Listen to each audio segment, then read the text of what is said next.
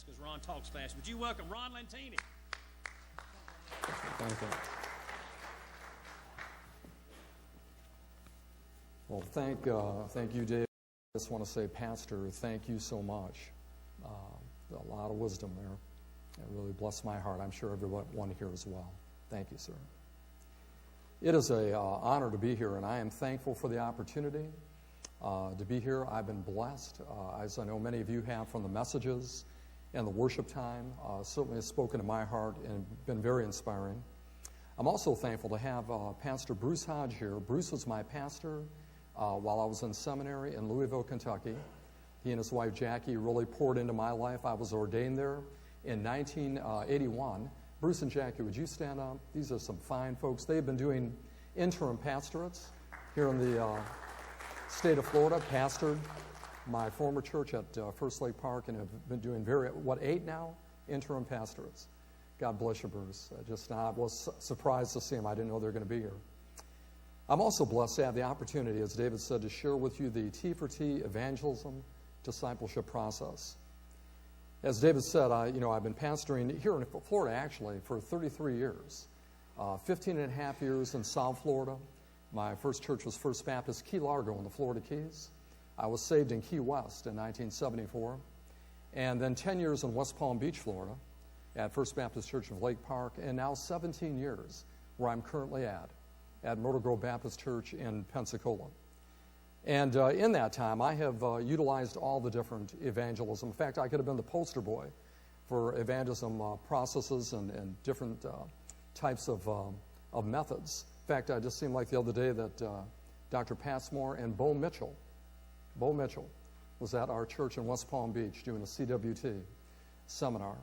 I did faith evangelism for 11 years at Myrtle Grove. And Dr. Bobby Welch came, I remember, for that 10th year and spoke and congratulated of our folks. It has been an honor, and not taking away from any of that, what I'm going to share with you right now, it's not taken away from any of that. Those are all fantastic and very blessed of God strategies and tools. But what I want to share with you is the difference T for T in these recent months have made in my life.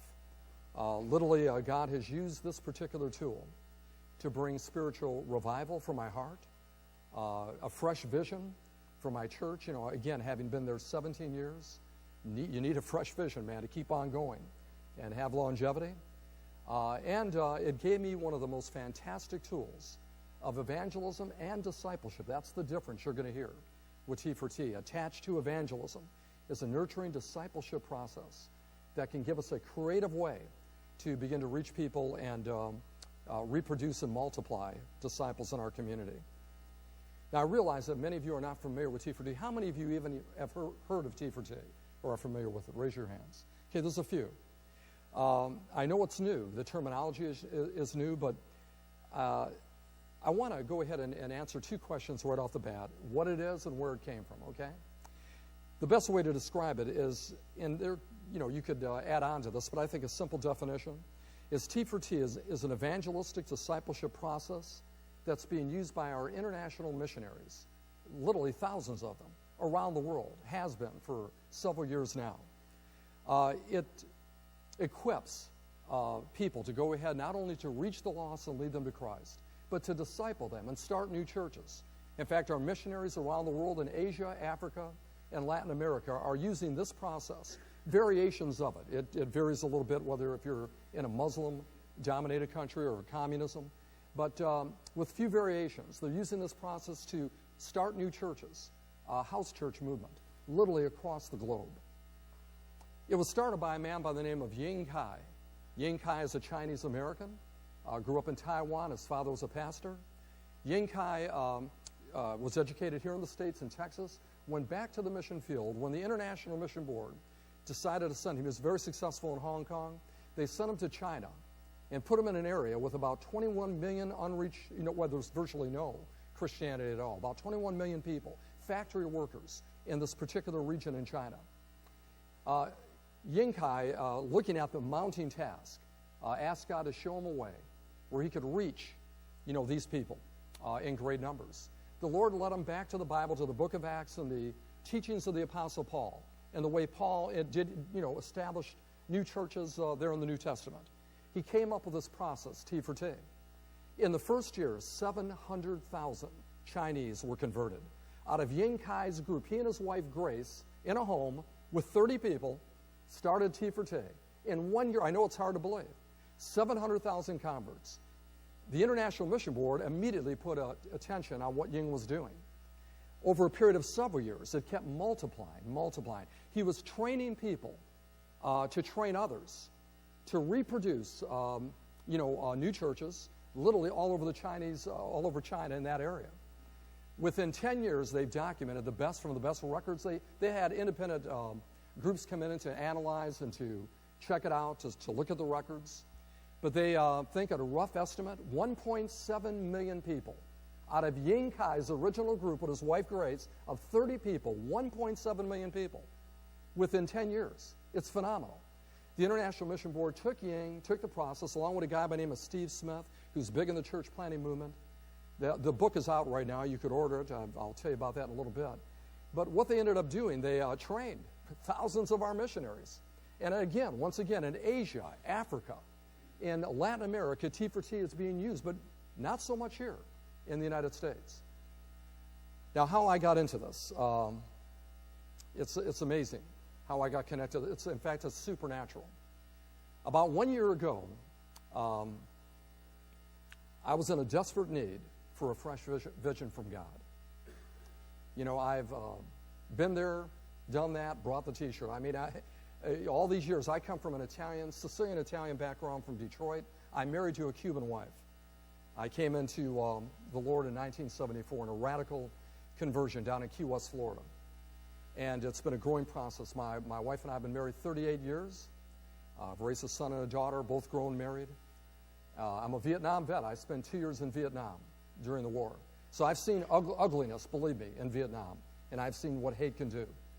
I came back searching desperately. I tried Eastern religions, became a Buddhist for a little while, transcendental meditation, went through it all. But in 74, God changed my life. And through these years of pastoring, I've been always very passionate about evangelism. Those that know me, my pastor, others can tell you that that's a fact. But I came to a point, I think Dr. Sullivan described it last night when he was preaching. He said you could get so busy with the routine and the business of being a pastor that somehow it begins to siphon away the joy.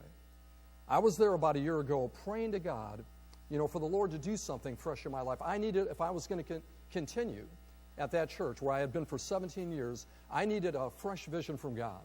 I needed the Lord to do something supernatural inside my life to allow me to see again that I could be greatly used of the Lord and continue to lead that church. We're in a place in Pensacola on the southwest side. It is a increasingly growing poor neighborhood surrounding our church, racially, culturally diverse. We have many of blacks, and of course we have a language mission that we started years ago. And so, we're very much integrated racially there. But the economic barrier is greater than the racial barrier. And I just, had a tough time being able to assimilate many of the poor into the body of Christ, where you have more middle class, lower middle income people. So I was praying for the Lord for a fresh vision. Right about that time, about a week after, a fervent prayer, seeking God, man. On a level I have never done, my brother, before. And it was about a week and a half later, I got a call from Ken Winter. He's the Vice President of Church Partnerships for the International Mission Board. Ken invited me to be a part of a team with Dr. Fred Luter, our president, our first African-American president, to go to Africa. Fred had never been on an international mission trip. It was Ken said it was going to be a culturally, racially diverse team. I was the white guy on the team. We had Fred, another black guy heading up the black churches of our denomination, a Chinese pastor from the largest Chinese Southern Baptist church, a Korean pastor from the largest Korean church in Carrollton, Texas, the Dallas area, and an Hispanic guy from Houston, and me. I don't know how I got into that mix. I'm still, at that point, I was trying to figure out why me, So we all met up by Washington, D.C., and had a little time together. I had prayed the opening prayer at the convention when Fred got voted in. That made history, and I thought at that time, in that afternoon session, I did the opening prayer, and I said, boy, I'd like to meet that guy. I didn't know a year later I'd be going to Africa with the man. What a wonderful man of God. But going on that trip, we went through Ethiopia, Uganda, and down to the Victoria Islands. And everybody wanted to meet Fred. So we met some 80 of our missionaries in Africa. And here's where, where God got a hold of me.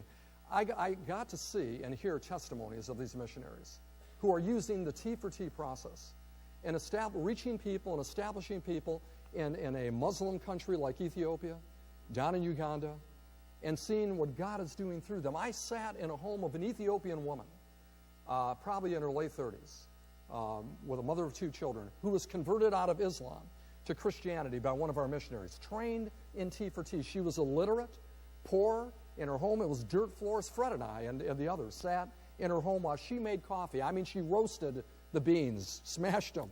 It was the freshest coffee I ever had in my life. But she told us the story while she was doing that, of converting over and how she was persecuted by her family. Her own father threw her out. They lived in a compound, their family. Threw her out, and she was suffering physically through all of that, yet kept her faith strong in the Lord.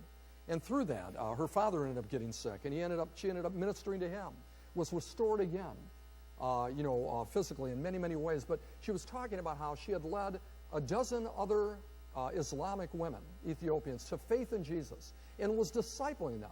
An uneducated woman, can't read, and she was discipling people in the Lord, raising them up out of Islam into Christianity. I saw that and I thought to myself, man, every member of my church, every woman, every man, needs to learn this stuff and be empowered to do it. I thought back, about here in the States and the growing hostility to Christianity in our land.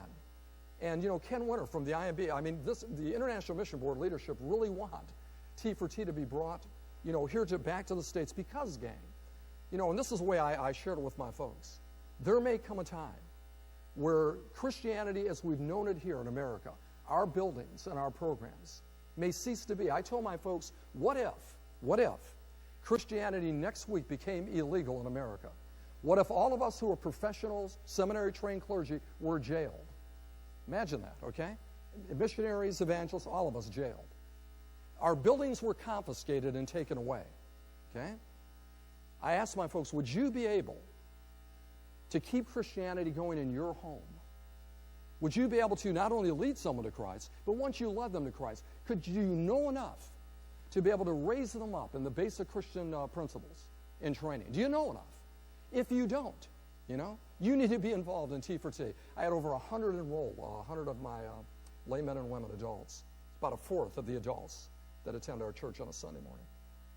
But getting back to this, when I got back, on the plane, in fact, Daniel Park, the Korean pastor, we got in a conversation. Daniel said, Ying comes to my church. It's the largest Korean church, one of the largest in America, definitely the largest Southern Baptist Korean church. Powerful church. He said, he said, God has told me to train you. I'm going to fly you to Dallas, and me and my leaders, we're going to train you, Ron. He did it in August. Flew me to Dallas, put me up in a hotel at his own expense. And for 2 days, he and these his leaders in his church, poured into me and trained me. It was a crash course in T for T. I was so excited about it. And Daniel looked at me and he said, you're our investment. You're our investment. He said, Americans brought Christianity to South Korea back in the 80s in the Great Revival. He said, we're sending our missionaries back to America now to help you guys. Your churches are in a mess. I call this the Asian invasion. I'm telling you guys, let me tell you something. I came back so excited. My wife, while I was in Africa, Maryland, the Lord brought my wife of 38 years, Maryland, back to the book of Acts. When I got home, she said, Ron says, I think before you do it at the church, you need to go ahead and share it in the poor neighborhoods that you've been evangelizing in. So right within a stone's throw from my church, in a poor neighborhood, I had some folks I'd led to the Lord. We started a group right in a home. At about 19, 20 of them in there. I took them through T for T. I wanted to go through it first before I did it at my church. And I wanted to, internalize the whole thing. We, at the Billy Graham, we did a big Billy Graham outreach thing with the Billy Graham's movie. So on that day that we did the big celebration with all the host homes, I baptized half that group some were saved, some were lost. I ended up baptizing half of them right there. The church celebrated. They were excited about it. In January, Daniel Park sent 4 of the Koreans that had trained me. They flew over to my church in Pensacola at their own expense, paid their own way. And these humble, godly Korean men shared with my folks testimonies of what T4T the last 2 years has done for their church in Carrollton, Texas. Now here's Rick, where the prayer emphasis, what the pastor from Panama City was sharing last night about prayer. You know, Ying, if you get the book and read T4T, Ying talks about the fact that he would rise early for hours every morning there in China, on his knees, praying for what God would want him to do to communicate this process to the people that he would be meeting with that day. When I went to the Korean church at Carrollton, every single morning, where do you hear this happening? I've never seen it at in an American Anglo church. They rise up, these Koreans, 60 to 70 of them, pile in the church at 5:45 every day, and they get in the main sanctuary. I was in on that. I was there that morning and got in on that prayer meeting. And they'll pray for 1 solid hour straight, crying out to God. I mean out loud, all of them at the same time, just crying out. Some of them in tears. It was an unbelievable experience to be in a prayer meeting like that. That was the power behind the process. T4T, just like Faith or CWT, it's a process. They're all good. But the power of that our brother was talking about last night here, that's exactly, you combine that with any process, you're going to be blessed. But the T4T takes this evangelism to the next level. Let me give you a basic idea of what it is. I put envelopes there on the ends of your pews. If you'll pass those down, please. They look like this. They're up here about to row 8, so the back rows wouldn't have any. So, David, you might want to get some extra ones and give it to the people behind you. Guys, what I want you to do, if you'll pull out the information out of the envelope.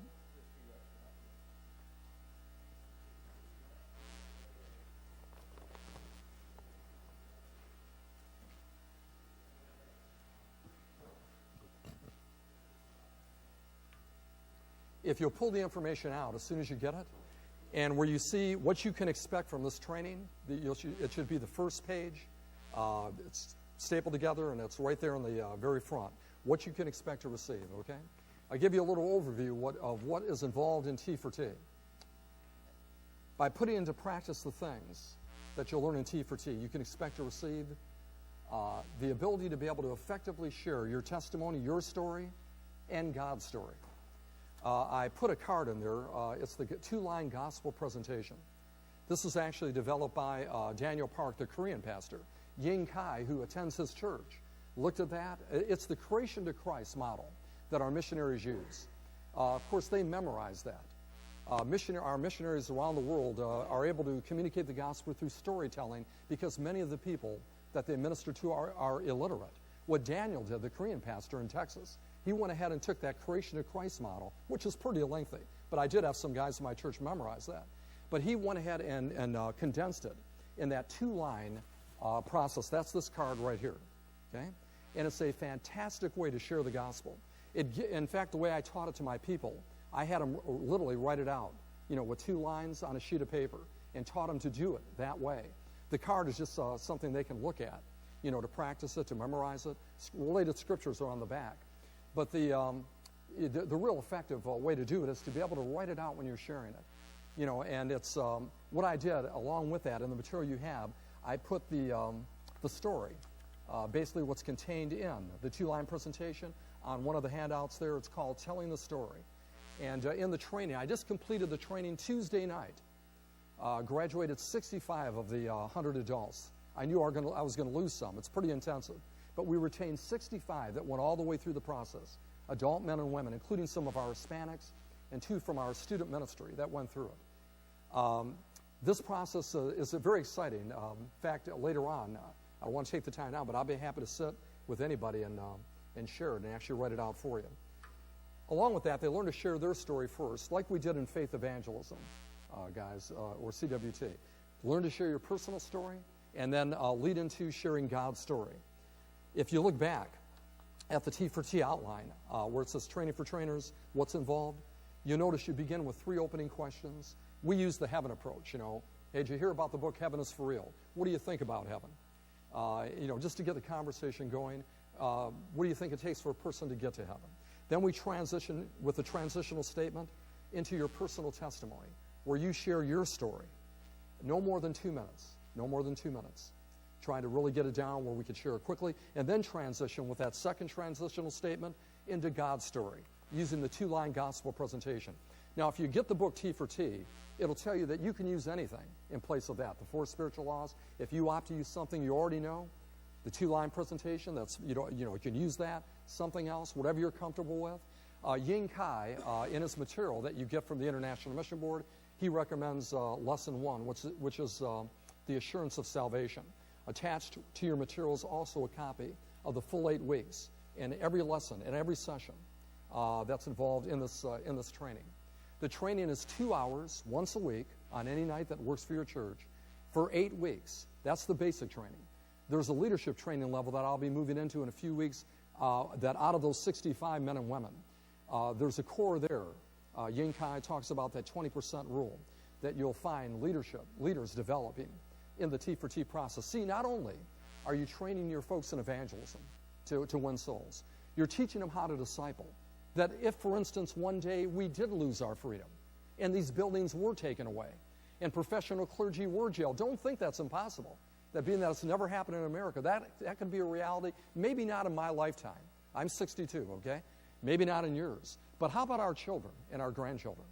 To be able to teach those in our church, especially our younger generation, something that if something would happen, that they could keep the church going, keep the faith going in America, as our missionaries have done around the world, I think is extremely valuable. But even in the church setting, what we're finding, and I really looked at the model of the church over in Dallas, but there are other churches, one in Waco, Texas, one up in North Carolina, Indiana, that have adapted the T for T process in an existing church culture.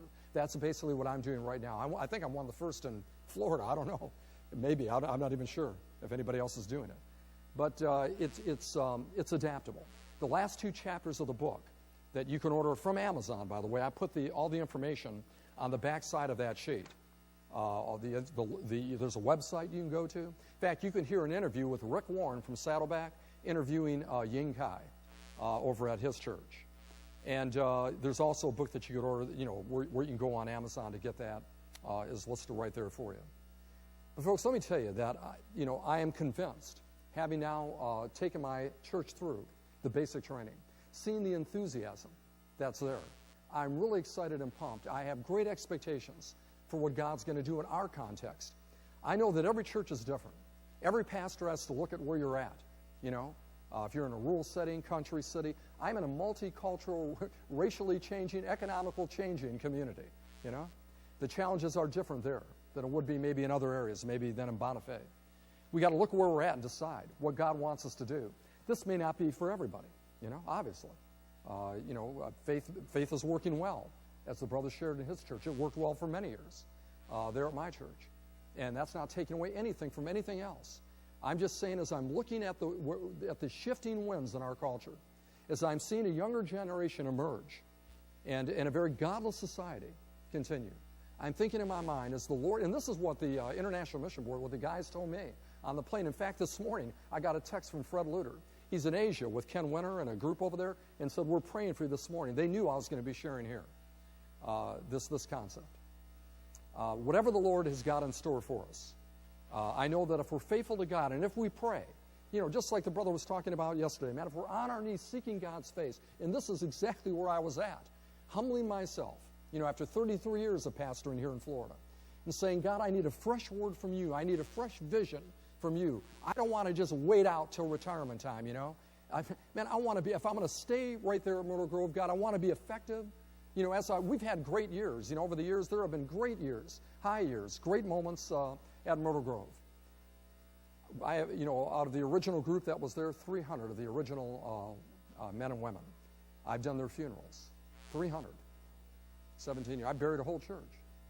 And had another 30 have to move out of the area because they were too old to live alone and move with their children out of the area. So I have literally seen, guys, without moving from my location, I've been pastoring a different church without ever moving in these 17 years. But with that, what's happening, gentlemen and ladies, is the people that are coming in have no Baptist background.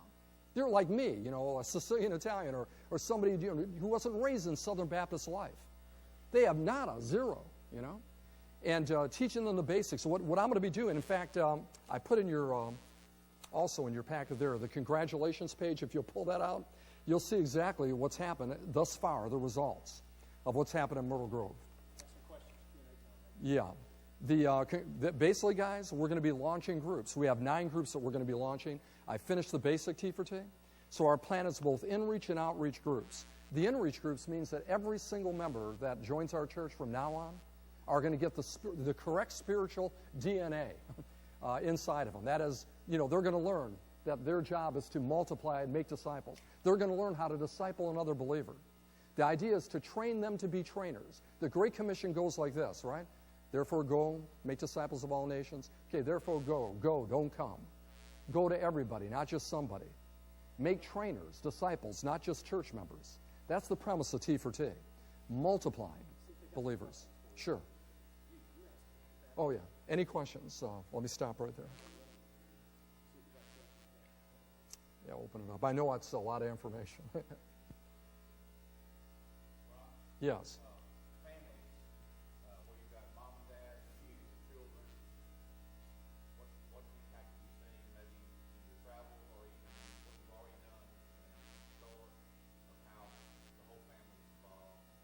Well, right. Of course, overseas, that the idea is like in the Book of Acts. If you go back to the New Testament, when like with Cornelius, literally families were converted, and I think the way the Apostle Paul probably established a lot of those churches were that the father of those homes would become the elder, in a house church movement.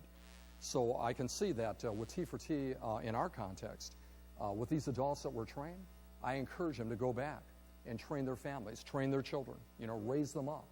They have a tool now, not only to just bring them to church and trust that the professional clergy will do the job or their Sunday school teachers.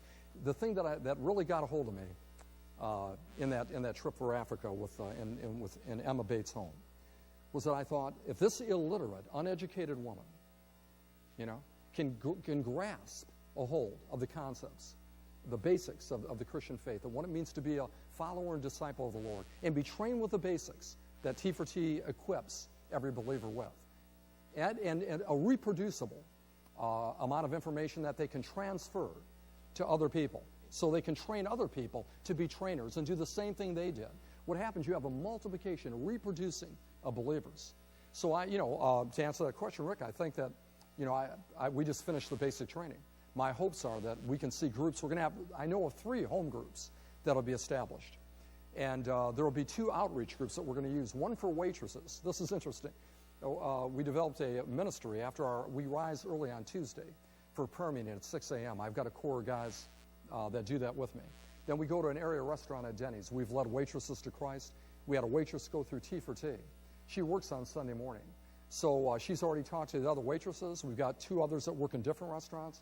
We're going to set up an outreach T4T for waitresses during the week. Another one that's going to be at a mobile home park not far from our church. Those are 2 outreach opportunities outside of our context, home groups that will be established in our members' homes that will invite people far from God that they know into their home. It's using group ministry. T4T, like you read right there that I put down, T4T can be used as a introduction to Christianity 101. That's the way we're going to promote it in establishing these off-campus groups. Yes, sir.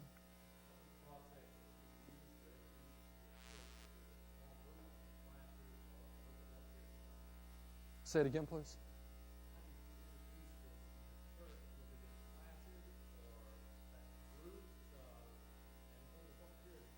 Yeah, over a period of about 4 or 5 months. When I got back from Africa, I was so pumped up. I got all my deacons together. We have deacons and yoke fellows, and I shared with them my experience.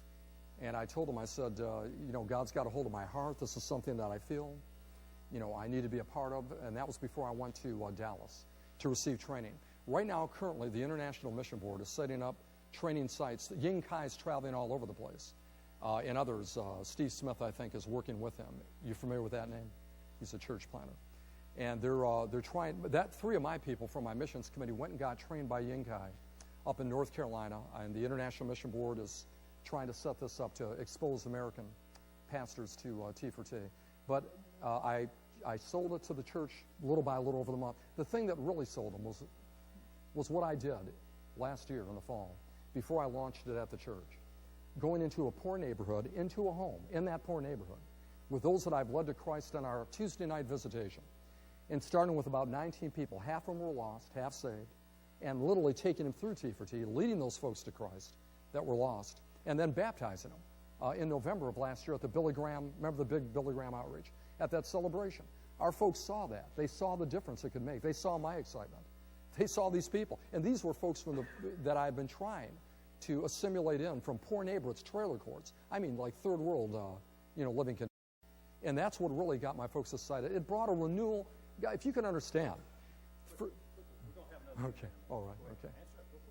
Well, it brought a renewal, guys, to my life. Something that I was crying out to God for on my knees for months in prayer. I had read Mark Batterson's book on the circle maker. I was running circles around the church building. We had gotten debt free from our church. I got the church into debt, got them out of debt. Stayed long enough. But, around the property that we had acquired, the property right behind us, we started a tutoring ministry for math and reading for the children at the local elementary school. I got out there around that property that God had given us, that I had prayed for 10 years, and I just circled and began praying for God, to the Lord, to bring a renewal and a fresh vision to my life, to my heart. And guys, He did this through this experience I just shared with you.